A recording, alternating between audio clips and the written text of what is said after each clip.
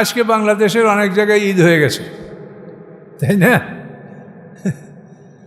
এখন তো উন্নত পৃথিবীতে উন্নত মানের ঈদ যাপন। আর আমরা ছোটোবেলায় দেখছি ঈদ মানে সবার বাড়িতে শিরনি পাক করা মিষ্টি দিয়া, ভালো হলে তারা চিনি দিয়া, আর না হলে খেজুরের গুড়, আখি গুড় আর নারিকেল, মসমস করিয়া নারিকেল ভেঙে ভেঙে নারিকেল করাইয়া এই গুড় আর চাউল দ্বারা শিরনি, এই ছিল ঈদের উৎসব আমাদের।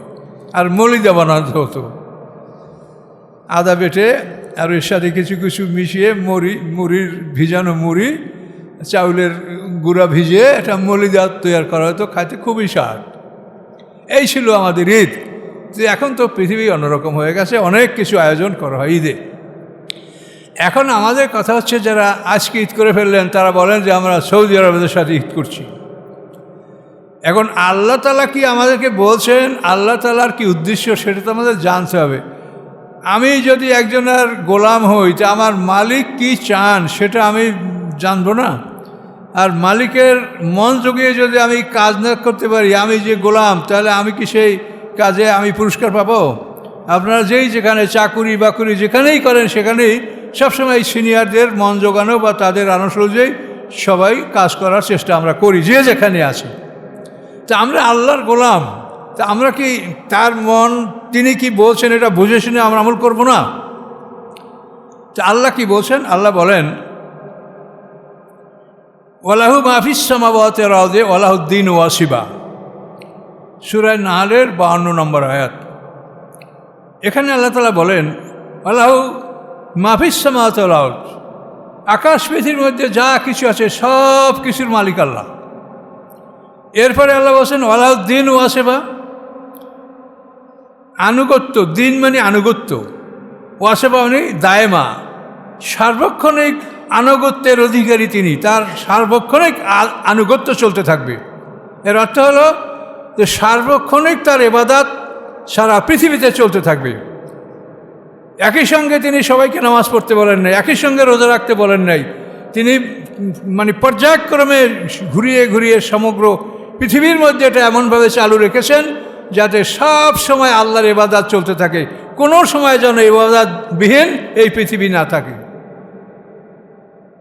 বিভিন্ন আপনি এটা বোঝার জন্য দেখেন, আমাদের পূর্ব দিকে সর্বশেষ দেশ হলো জাপান।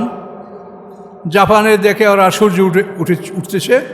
এই জাপানের সূর্য যখন ওদের মাথার উপরে আসে, তো এই সূর্য যখন ঢলে তখনই জোহরের নামাজ হয় জাপানে। জাপান থেকে এই সূর্যটা যখন চীন দেশে ঢোকে, তখন চীনের লোকে জোহর পড়ে। চীন থেকে যখন সূর্য ভারতে ঢোকে, তো ভারতের লোকেরা জোহরের নামাজ পড়ে। ভারত থেকে যখন সূর্য পাকিস্তানে যায়, তখন পাকিস্তানের লোকে জোহরের নামাজ পড়ে। পাকিস্তান থেকে যখন আফগানিস্তানের সূর্য ঢোকে, তখন আফগানিস্তানের লোকে জোহরের নামাজ পড়ে। আফগানিস্তানকে সূর্য ইরানে যায়, তখন ইরানের লোকেরা জোহর পড়ে। ইরান থেকে সূর্য যখন সৌদি আরবে প্রবেশ করে, তখন সৌদি আরবে জুমার নামাজ পড়া। এরপরে ওখান থেকে মিশরে, সুদানে, লিবিয়া, এরপরে নাইজেরিয়া, তারপর মরক্কো সর্বশেষ। আটলান্টিক মহাসাগরের পারে মরক্কো মুসলমানদের যে সর্বশেষ, এই মরক্কোর লোকেরা যখন জোহরের নামাজ পড়ে, সূর্যটা আস্তে আস্তে যাচ্ছে। তাহলে মরক্কোর লোকেরা যখন জোহরের নামাজ পড়ে, তখন জাপানের লোকেরা এশার নামাজ পড়ে। কে ঠিক কিনা? এই কথাই আল্লাহ বলছেন, আলকিমিস সালাত আলি দুলুকের শামসিলা গাছা কেল্লাইলে বা কোরআন আল ফাজরে, 5 ওয়াক্ত নামাজের কথা কেন বলছেন আল্লাহ? তাহলে এই সূর্যটা যে আস্তে আস্তে চলছে, তাহলে এখন এই নামাজটা পর্যায়ক্রমে চলতেছে। এখন এই জাপান থেকে জোহর শুরু হওয়ার পরে মরক্কো পর্যন্ত জোহরের নামাজ চললো। তো মরক্কোতে জোহরের নামাজ হলো, তখন জাপানে হলো এশা। মরক্কোর লোকেরা যখন আবার তাদের জোহরের পরে আসর মাগরিব যখন হচ্ছে, তারা দেখে যে আটলান্টিক মহাসাগরে সূর্যটা ডুবে। যখন এরা দেখে যে আটলান্টিক মহাসাগরে সূর্য ডুবে, তখন আমেরিকা দেখে তাদের পূর্ব আকাশ থেকে ভোরের সূর্য ওঠে। এই জন্য আল্লাহ বলছেন কোরআন আল ফাজরে, আকিমিস সালাত আলি দুলুকের শামসি ইলা গাসাকেল লাইলে ও কোরআন আল ফাজরে, ফজরের কিরাত। তাহলে আমরা যখন রাতের অন্ধকারে নামাজ পড়ছি, তখন আমেরিকার লোকেরা দেখছে যে ভোরের সূর্য আটলান্টিক মহাসাগরে উদয় হচ্ছে। এই সূর্য আমেরিকার উপর থেকে পার হয়ে যখন আবার আমেরিকার পশ্চিমে প্রশান্ত মহাসাগরে ডুবে, তখন জাপানের লোকেরা দেখে তাদের প্রশান্ত মহাসাগরে সূর্য উঠছে। এই যে পৃথিবীটাকে আল্লাহ এমনভাবে সাজিয়েছেন, দেখেন পৃথিবীর কোনো দেশে একই সাথে সূর্য ওঠে না, সূর্য ডোবে না। পৃথিবীর কোনো দেশে একই সঙ্গে চাঁদ ওঠে না, চাঁদ ডোবে না। এগুলি আল্লাহ কেন করছেন? যে সার্বক্ষণিক তার আনুগত্য বহাল থাকবে। আলাউদ্দিনও আসেবা দায়মা, সার্বক্ষণিক তার ইবাদত চলতে থাকবে। আর আপনারা মনে করেছেন যে একসঙ্গে সবাই করিয়ে আমরা ঘুমিয়ে যাব। এটা তো আল্লাহ বলেন, এটা তো আপনাদের কল্পনা, আপনাদের শয়তানে পেয়েছে। এটা শয়তানের বুদ্ধিতে আপনারা করছেন। আপনারা তো কোরআন তাকাই দেখেন না যে কোরআনে আল্লাহ কী বলছে। আপনারা সবাই একসঙ্গে নামাজ পড়ে আমরা ঘুমিয়ে যাব আর আল্লাহর ইবাদত বন্ধ হয়ে থাকবে না। পর্যায়ক্রমে একের পর এক একের পর এক একের পর এক চলতেই থাকবে।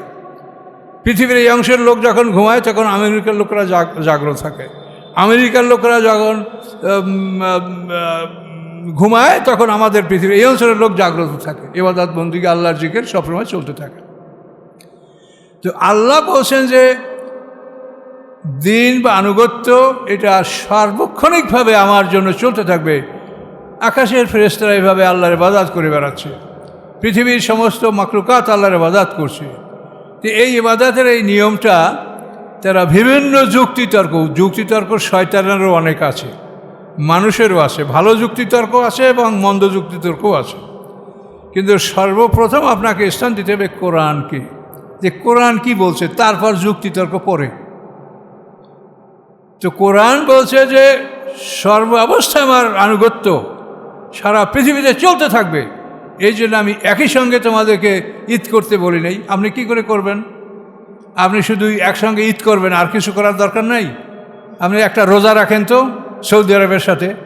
সৌদি আরব যখন সেহরি খায় তখন বাংলাদেশে বাজবে অন্তত বেলা 8টা। কি আপনি যদি সৌদি আরবের সাথে ঈদ করতে চান তাহলে রোজাটাও রাখেন। সৌদি আরবের সাথে আপনি সেহরি খান, আপনি সেহরি খেয়ে যাবেন সকাল 8টায়। আবার ইফতার করতে যাবেন তখন ইফতার করতে হবে আপনার রাত্র 8টা 9টায়।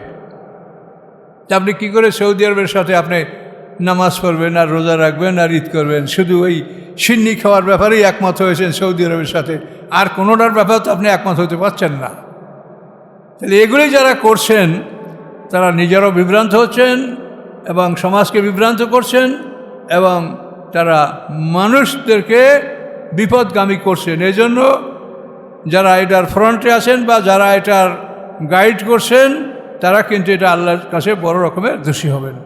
কাজে এই জন্য আমাদের দায়িত্ব হলো আল্লাহর কোরআনের কথাটা পৌঁছিয়ে দেওয়া। আমরা তো কেউ জোর করে মানাতে পারবো না, আর আল্লাহ বলেনও নয় যে তুমি জোর করে মানো। আল্লাহ বলছেন আলাইকাল বালাগ ও আলাইনাল হিসাব। হে রাসূল, আপনার কর্তব্য হলো দাওয়াত পৌঁছিয়ে দেওয়া, আর আমি আল্লাহ আমার দায়িত্ব হলো হিসাব গ্রহণ করা। কাজে আল্লাহ হিসাব গ্রহণ করবেন।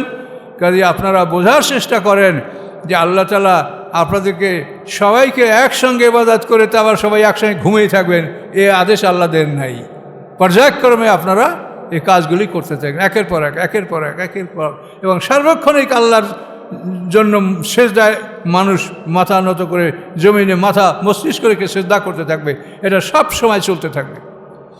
তো এ পর্যন্ত ইনশাআল্লাহ। এরপরে কালকে ঈদ, আপনারা সবাই ঈদের নামাজে শরীক হন, সবাই সবার জন্য দোয়া করেন।